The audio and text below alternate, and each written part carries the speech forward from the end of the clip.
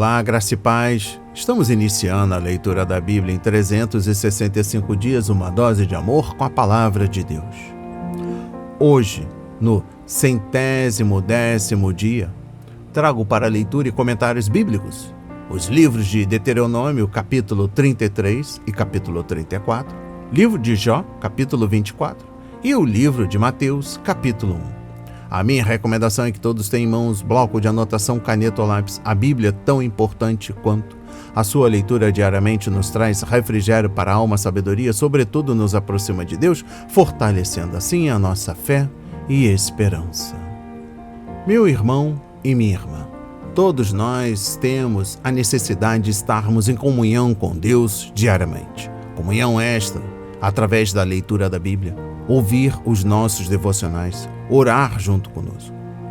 O mundo tem buscado validações por opiniões, ainda que nem saibam que estão vivendo uma mentira.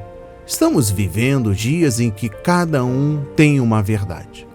Satanás não está aqui para roubar o seu carro, sua casa, seu apartamento, seu lar, relógio, sua roupa. Ele vem para roubar a semente, sobretudo esta que está sendo semeada agora para a sua vida. A Bíblia Sagrada nos faz gerar a fé, nos faz ter o alimento, a cura, a restauração. Neste momento, lhe convido e lhe encorajo a repetir essas palavras proféticas para as nossas vidas. Senhor, revele a compreensão de sua palavra. Senhor, me dê compreensão da sua palavra. Precisamos usar todos os recursos que o Senhor tem nos dado, incentivar nossos irmãos e irmãs a lerem a Bíblia, a estudar, a orar. Em nome de Jesus, precisamos priorizar o Senhor em nossa vida, a nossa intimidade para contigo em oração. Em nome de Jesus, amém e graças a Deus, graças a Deus.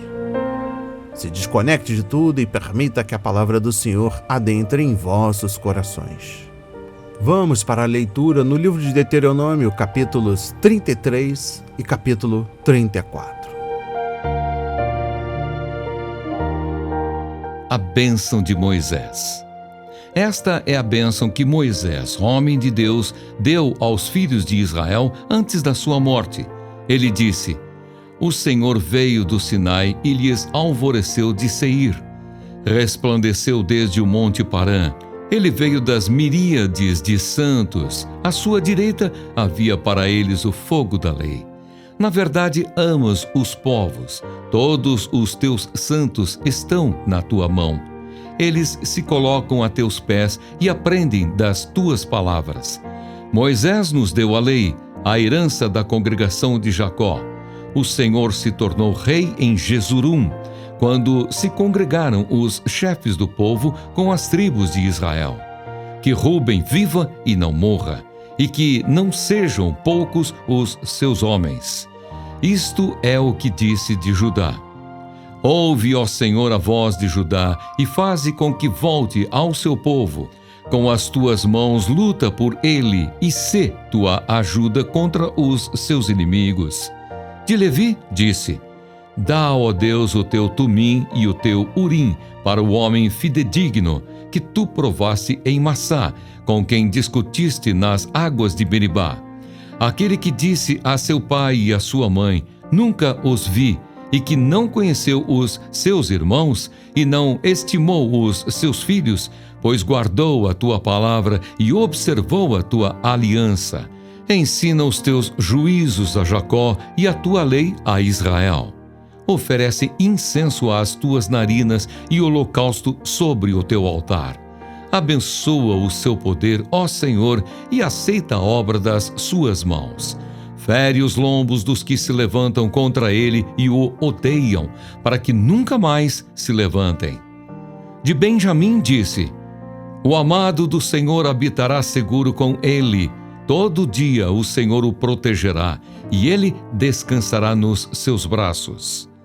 De José disse: Bendita do Senhor seja a sua terra, com o que é mais excelente dos céus, do orvalho e das profundezas, com o que é mais excelente daquilo que o sol amadurece e daquilo que os meses produzem, com o que é mais excelente dos montes antigos e mais excelente das colinas eternas, com o que é mais excelente da terra e da sua plenitude e da bondade daquele que apareceu na sarça.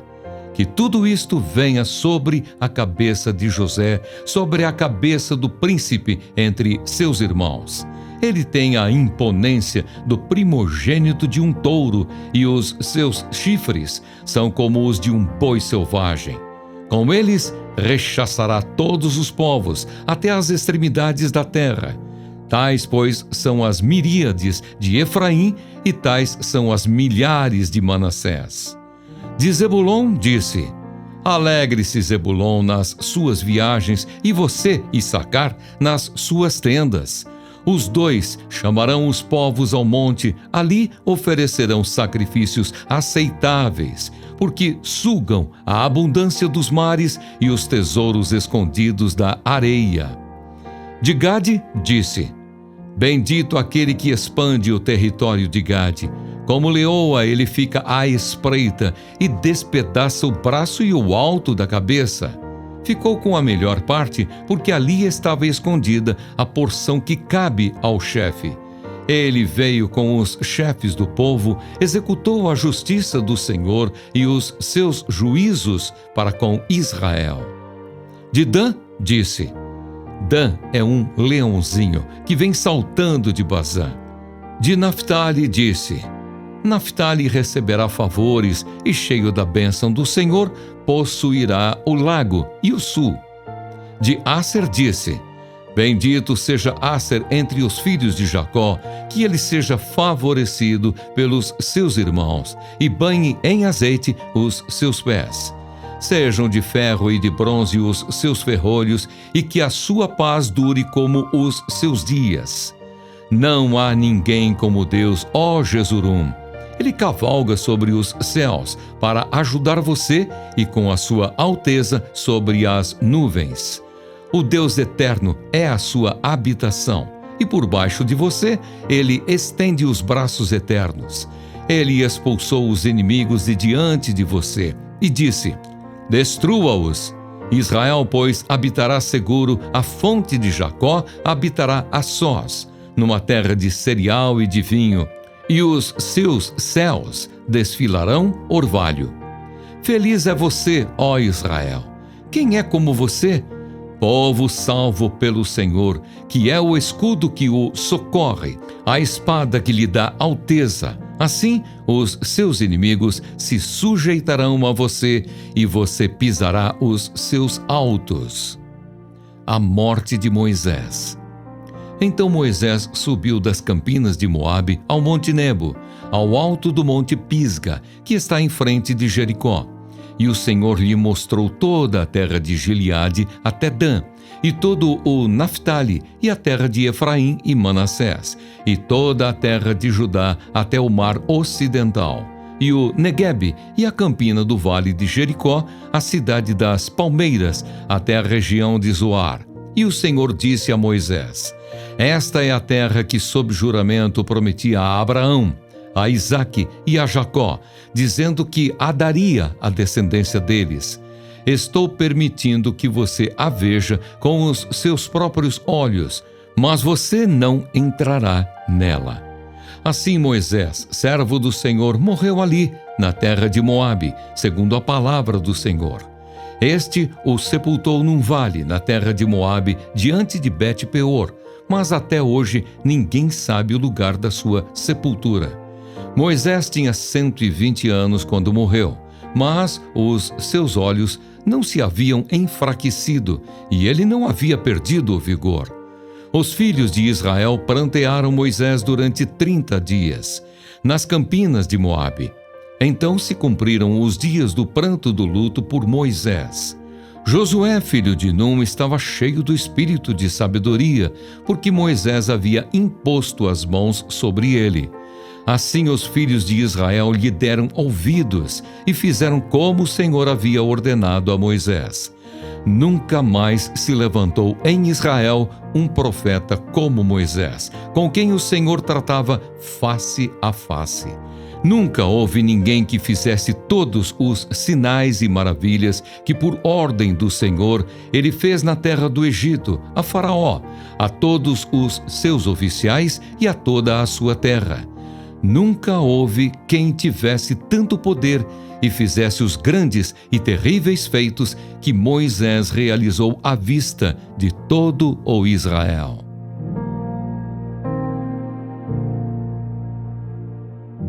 Amém. Compreendendo o livro de Deuteronômio, capítulo 33, a canção de Moisés, capítulo 32. Era uma lição de teologia, história e obediência pessoal, incluindo várias advertências fortes. Por outro lado, a bênção final que Moisés concedeu ao seu povo está impregnada de graça e misericórdia. É um grande contraste com a bênção que Jacó deu aos seus filhos antes de morrer. Gênesis 49. Revelando o caráter oculto deles e expondo o pecado de cada um. Moisés abriu e encerrou seu discurso, enaltecendo a grandeza do Senhor. Exposição bíblica dos versículos 1 a 5. Enquanto Moisés relembrava sua vida longa, a cena que se apoderou de sua mente foi a revelação da glória de Deus no Monte Sinai, conforme Êxodo 19, versículos 16 a 25, capítulo 24, versículos 15 a 18, e o livro de Hebreus, capítulo 12, versículos 18 a 21, e a dádiva da lei. Quanto mais conhecemos a palavra de Deus, mais somos capazes de expressar a devida adoração ao Senhor. Não há nada fundamentado na Bíblia que substitua salmos, hinos e cânticos espirituais, conforme Efésios 5, versículo 16, Colossenses 3, versículo 16. Nossa posição diante de Deus é de sermos justos em Jesus Cristo. 2 de Colossenses, capítulo 5, versículo 21. Mas nossa condição presente neste mundo é de sermos tentados e, muitas vezes, experimentar o fracasso. A vida cristã vitoriosa significa viver de acordo com a nossa posição por meio da fé no poder de Deus. Exposição bíblica dos versículos 26 a 29. Estas são as últimas palavras escritas de Moisés, e elas se concentram na felicidade do povo de Deus por causa das bênçãos recebidas. Enquanto terminava de abençoar as tribos, Moisés imaginava toda a nação e a alegria que Israel deveria ter porque conhecia o Deus vivo e verdadeiro. O Deus de Israel não é um ídolo morto, acomodado em um templo. Ele cavalga os céus para vir ao socorro de seu povo, conforme Salmo 18, versículo 10 e capítulo 68, versículo 33. Contudo, e ainda mais, Deus é casa e habitação de Israel, conforme Salmos 90, versículo 1. E seu povo permanece nele, aonde quer que vá. Enquanto avançamos pela fé, Deus derrota o inimigo e nos sustenta na batalha. E eu finalizo a compreensão do capítulo 33 do livro de Deuteronômio com o versículo 29. Israel enfrentaria diversos inimigos e lutaria muitas batalhas enquanto conquistava a terra prometida. Mas Deus lhe daria a vitória. Os israelitas habitariam em uma terra segura e produtiva, separados das nações pagãs, mas lhes dando testemunho do Deus de Israel. O Altíssimo seria seu ajudador, seu escudo e sua espada, para que não tivessem nada a temer. Os inimigos que rodeavam Israel não eram tão perigosos quanto os desejos em seu íntimo. O coração do povo de Deus precisava se desapegar de seu amor por ídolos e dos pecados relacionados à adoração de falsos deuses. Com o passar do tempo, os judeus acabaram aceitando e adorando os deuses das nações que haviam derrotado, e isso levou à sua queda moral e espiritual. Em vez de pisar nos seus altos, Israel afundou cada vez mais nos poços do pecado, até Deus ter de enviá-lo para o cativeiro. Compreendendo o livro de Deuteronômio, capítulo 34, exposição bíblica dos versículos 1 a 12. Moisés viu a terra prometida, mas não pôde entrar nela. Isso porque, em vez de apenas falar à rocha, Moisés a feriu num acesso de raiva. Sua atitude, suas ações, ferir a rocha e suas palavras foram geradas pela carne e não pelo Espírito Santo. E tiveram por objetivo glorificar a si mesmo e Arão e não ao Senhor. Moisés não santificou Deus com aquelas palavras e ações, por isso foi impedido de entrar na terra prometida. Conforme capítulo 1, versículos 37 a 40, livro de Números, capítulo 20, versículos 12 e 13. Ele orou fervorosamente para que o Senhor mudasse de ideia, mas Deus não o atendeu. Em Deuteronômios 3, versículos 23 a 26, o verbo indica que Moisés fez muitas vezes esta oração, mas ele entraria na terra prometida no episódio da transfiguração de Jesus. Mateus 17, versículos 1 a 6. Moisés foi o líder do povo de Deus, foi o legislador e o arquiteto da nação e da religião judaica. Ele sabia que, quanto maiores os privilégios recebidos, maiores as responsabilidades. Em sua atitude errada diante daquela rocha, Moisés não glorificou Deus e, por causa desse pecado, teve de sofrer o castigo. Deus, em sua graça, nos perdoa quando pecamos, mas, em seu governo, permite que nossos pecados tenham suas tristes consequências em nossa vida. Exposição bíblica dos versículos 5 a 6. Depois de ver a terra, Moisés morreu e o Senhor e o arcanjo Miguel, conforme Judas capítulo 9, o enterraram no Monte Nebo, em um túmulo que ninguém jamais pôde localizar ou identificar. Moisés morreu, como o Senhor dissera. Deuteronômio 34, versículo 5. E esse deveria ser o objetivo de todo cristão. A morte dos santos de Deus é muito preciosa para ele. Salmos 116, versículo 15. E por isso, o Senhor não permitirá que ele aconteça por acaso, a menos que o cristão esteja se rebelando contra a vontade de Deus. Os dias determinados para nós por Deus estão escritos. Salmos 139, versículo 16. E, embora não possamos viver além deles, podemos apressar nossa morte por causa de nossa loucura e pecado. E eu encerro a leitura no livro de Deuteronômio, capítulo 34, com a exposição bíblica dos versículos 10 a 12. Moisés foi um servo fiel. Na verdade, em se tratando de fidelidade, Moisés é até comparado a Cristo. Hebreus 3, versículos 1 a 6. Moisés foi fiel ao caminhar com Deus e conversou com o Senhor como um homem que fala com seu amigo. Êxodo 33, versículo 11. Números 12, versículo 7 e 8.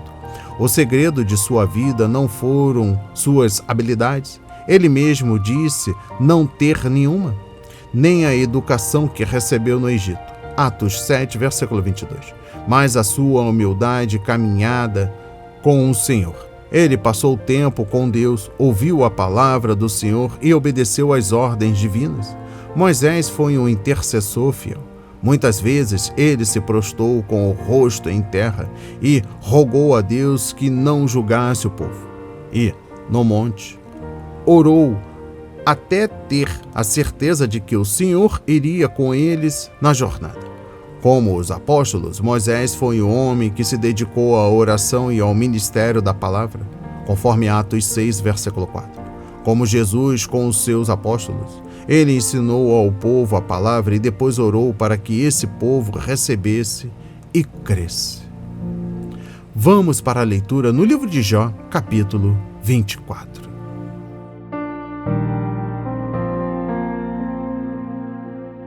Os maus roubam. Porque o Todo-Poderoso não designa tempos de julgamento? E porque os que o conhecem não veem tais dias? Há os que removem os marcos de divisa, roubam os rebanhos e os apacentam. Levam o jumento que pertence ao órfão e, como penhor, ficam com o boi da viúva. Desviam do caminho os necessitados e os pobres da terra, todos têm de se esconder. Os pobres são explorados pelos maus. Como jumentos selvagens no deserto, os pobres saem para o seu trabalho à procura de alimento. Em campo aberto encontram comida para eles e para os seus filhos. Cortam o seu pasto no campo e apanham as uvas que ficaram nas vinhas dos ímpios. passam a noite nus por falta de roupa e não têm cobertas contra o frio. São encharcados pelas chuvas das montanhas e, por falta de abrigo, abraçam-se às rochas. Orfãozinhos são arrancados do peito e dos pobres se toma penhor.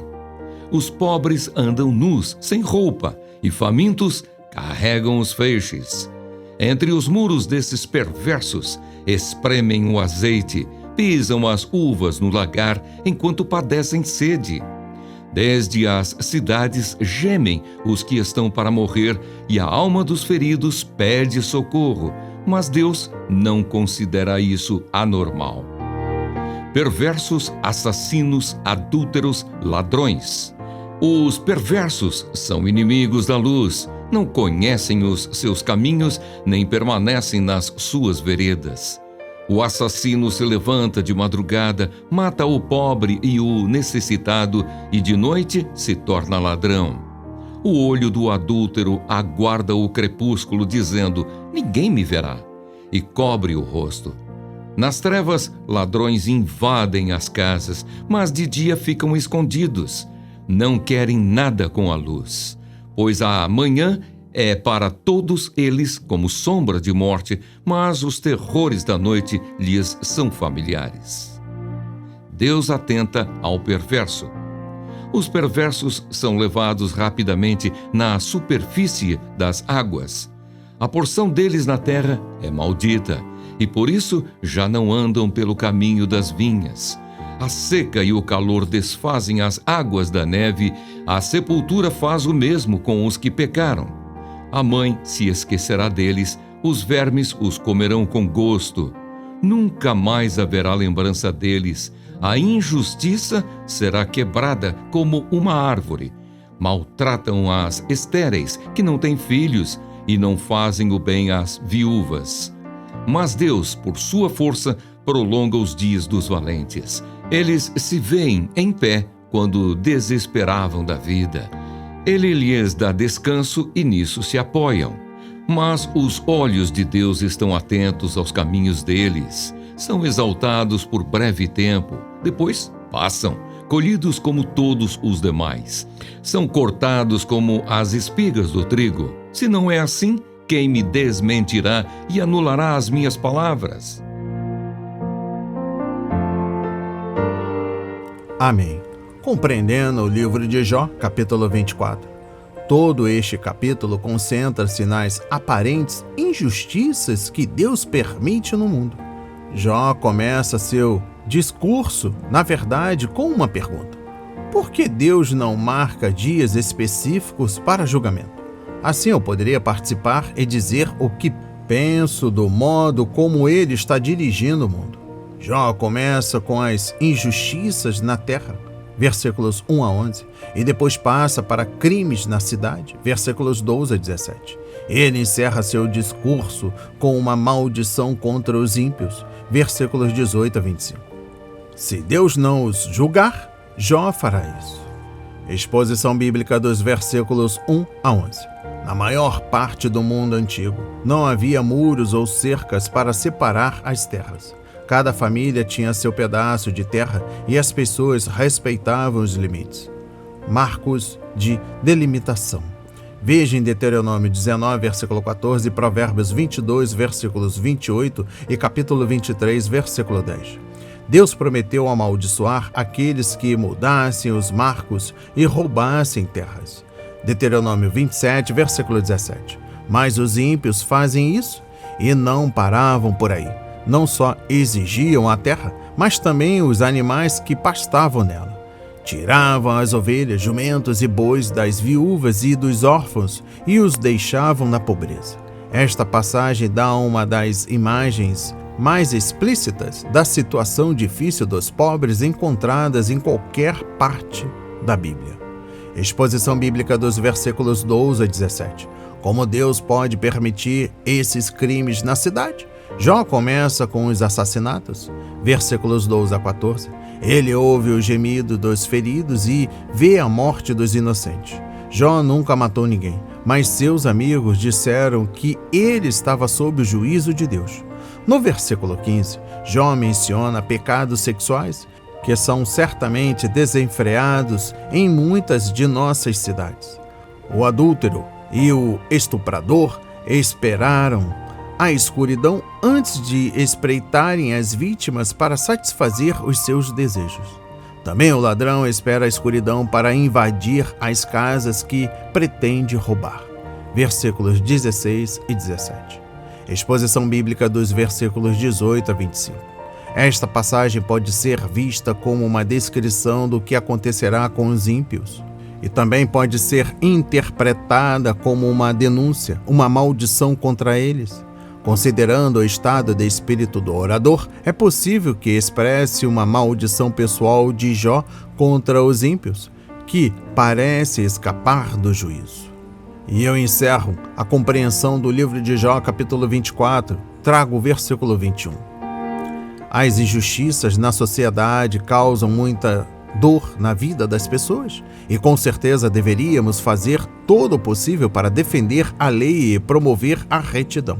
Mas aqueles que fazem as leis e os que as aplicam são simplesmente humanos e não podem lidar com tudo de modo perfeito. Um dia destes, o Senhor Jesus Cristo voltará, julgará os ímpios e estabelecerá o seu reino justo. Até que ele venha, teremos de aceitar a realidade do mal neste mundo e continuar a orar. Amém. Vem, Senhor Jesus.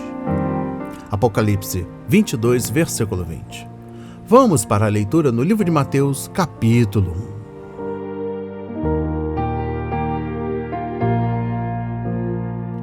A genealogia de Jesus Cristo. Livro da genealogia de Jesus Cristo, filho de Davi, filho de Abraão.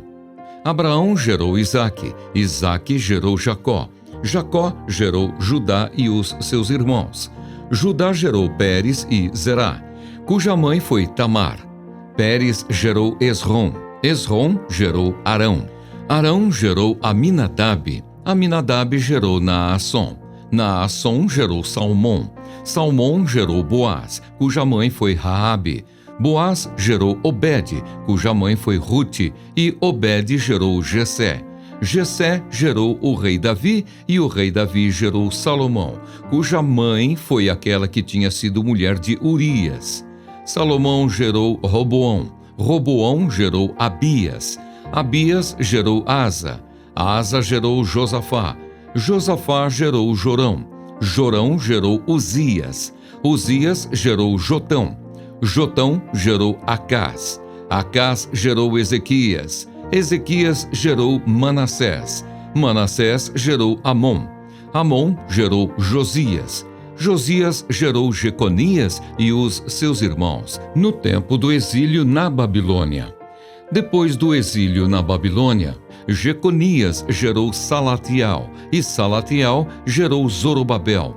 Zorobabel gerou Abiúde, Abiúde gerou Eliaquim, Eliaquim gerou Azor, Azor gerou Sadoque, Sadoque gerou Aquim, Aquim gerou Eliúde, Eliúde gerou Eleazar, Eleazar gerou Matã, Matã gerou Jacó, e Jacó gerou José, marido de Maria, da qual nasceu Jesus, que se chama o Cristo.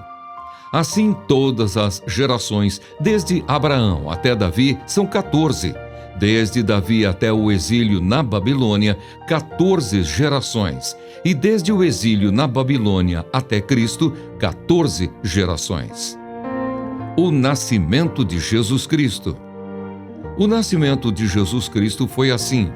Maria, a sua mãe, estava comprometida para casar com José. Mas antes de se unirem, ela se achou grávida pelo Espírito Santo. José, com quem Maria estava para casar, sendo um homem justo e não querendo envergonhá-la em público, resolveu deixá-la sem que ninguém soubesse.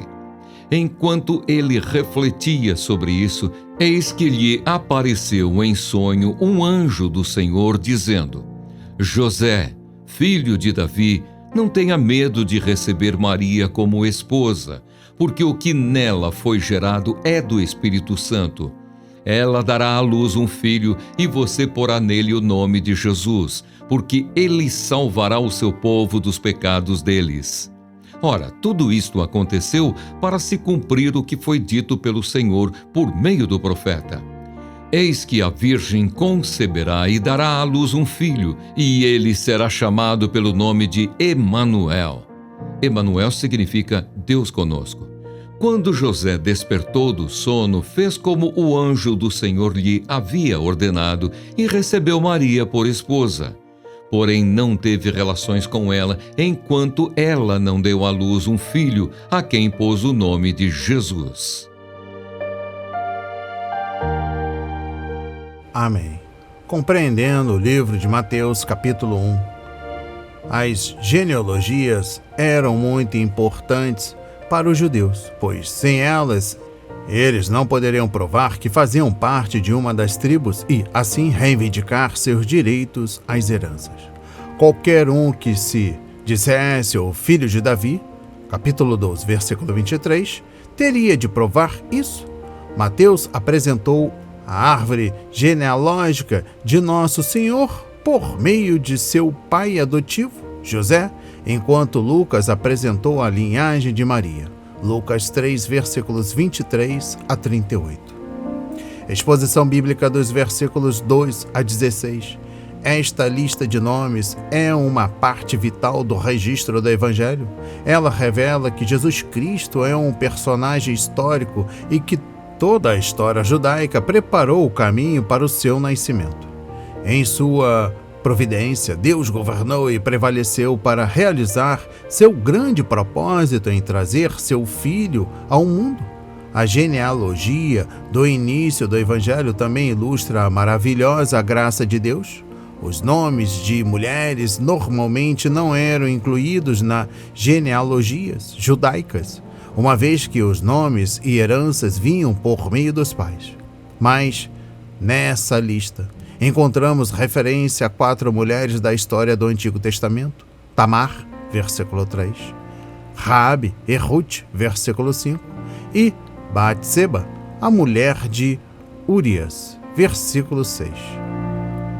Exposição bíblica dos versículos 18 a 25. Mateus 1, 16 e 18 deixam claro que o nascimento de Jesus foi diferente do que qualquer outro menino judeu citado na genealogia. Mateus deixa claro que José não era o pai carnal de Jesus Cristo, ou seja, essa paternidade não adveio de contato sexual seu com Maria. Em vez disso, José é descrito como o marido de Maria, da qual nasceu Jesus, que é chamado Cristo. Versículo 16. Jesus nasceu de uma mãe terrena sem a necessidade de um pai terreno. Esta particularidade única é conhecida como a doutrina do nascimento virginal. E eu finalizo a compreensão do livro de Mateus, capítulo 1, com destaque ao versículo 18. Para o povo judeu daquela época, o noivado era igual ao casamento, exceto que o homem e a mulher não viviam juntos. Enquanto noivos, eles eram chamados de marido e mulher, mas só ao final do noivado o casamento era consumado. Assim, a gravidez de uma mulher noiva seria considerada adultério, conforme Deuteronômio 22, versículos 3 a 21. Mas José não puniu Maria nem se divorciou dela quando descobriu que estava grávida, pois o Senhor lhe havia revelado a verdade. Tudo isso cumpriu a palavra de Isaías, capítulo 7, versículo 14. E aqui encerramos a leitura da Bíblia. Recebam essas palavras em nome de Jesus.